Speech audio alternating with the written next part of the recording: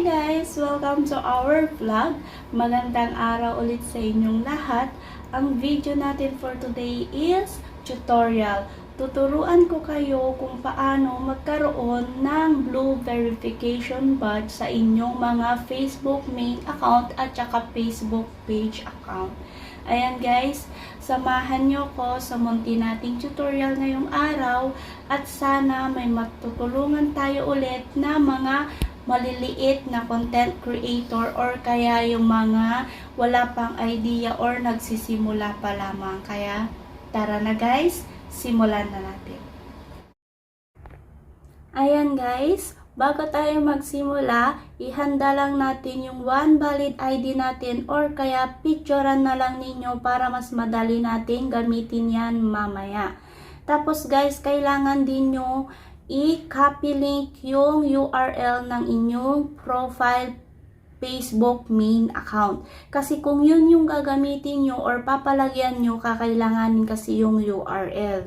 Pero pag page naman, ang papalagyan nyo ng badge or verification badge is hindi na siya kailangan. So ngayon guys, punta na tayo sa ating Facebook apps.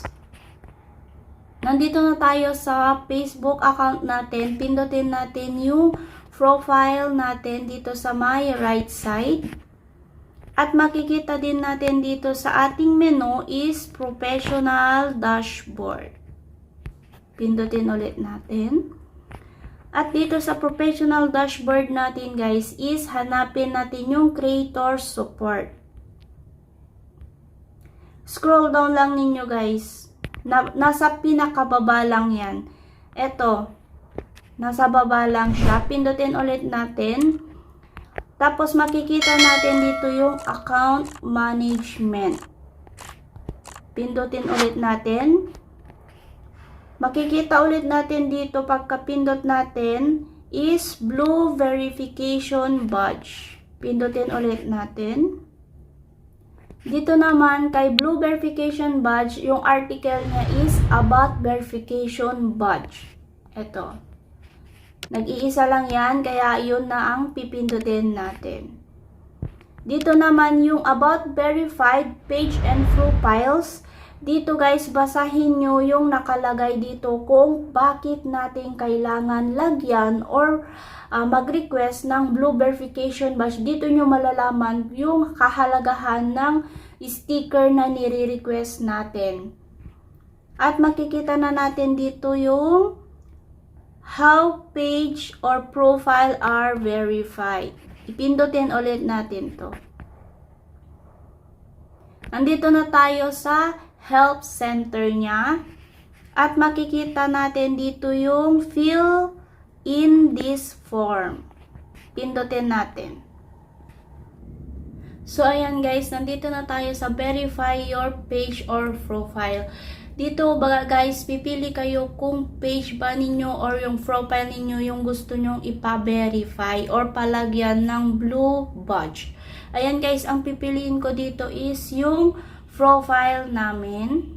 Dito guys is i-copy lang ninyo yung URL na pinakopy ko sa inyo kanina sa inyong mga profile main account or kaya yung page ninyo naman ang gamit ninyo is no need guys yung URL niya dito. So dito guys ilagay lang natin yung ating URL profile. Ayan guys, nailagay na natin. So, punta ulit tayo dito sa baba niya. Document types. Ito yung mga ID na sinasabi ko sa inyo kanina na pinapicturean ko kasi kakailanganin natin. Kaya ako ngayon guys, ang pipiliin ko is yung passport. Ayan guys, dito add documents. I-add natin dito yung picture ng ating ID. Ayan guys, na-add ko na yung sa akin. Tapos dito sa category naman guys is pipili ka ng isa dyan. Basahin nyo isa-isa yan. Pero para sa akin, dito ako kay digital creator, vlogger, influencer. Dito naman sa country or region is Philippines kasi taga Pilipinas tayo. Dito naman sa audience, optional lamang yan guys. Pwede nyong lagyan or pwede nyo namang hindi na fill upan. Para sa akin, hindi na siya. Also known as, pati yon optional lang din siya guys. Kaya di ko na yan lalagyan mga yan. Dito sa baba guys, pwede kang maglagay ng mga link ng mga YouTube channel mo or kaya yung Facebook page ninyo. Sa akin guys, profile yung pinapa-verify ko, so kailangan kong ilagay yung Facebook page link namin. Ayan guys, ilagay lang natin. Ayan. So, i-review muna natin guys kung okay na siya. Pag okay na siya guys, pwede na natin siyang i-send. Ayan. Wait lang tayo. Ayan, pag na-send na guys, mapupunta ka na dito sa Help Center. Ibig sabihin guys is, na-send na yung request mo na magkaroon ng verification badge. So, hintayin na lamang natin yung email ni Facebook or kaya ni Meta kung verify ba tayo na magkaroon ng blue verification badge. Yun lang yung ating tutorial for today's video. Sana ma-verify kayong lahat, lalong-lalo na sa mga tinapos talaga sa video na to. So, good luck sa ating lahat. Antayin lang ninyo ng 1 to 3 days or kaya aabot yan ng 1 week. Huwag kayong magmadali kasi i-verify pa yan ni Facebook or kaya ni Meta kung talaga ba na required tayo na magkaroon ng blue verification ba. So, yun lang guys. Thank you for watching.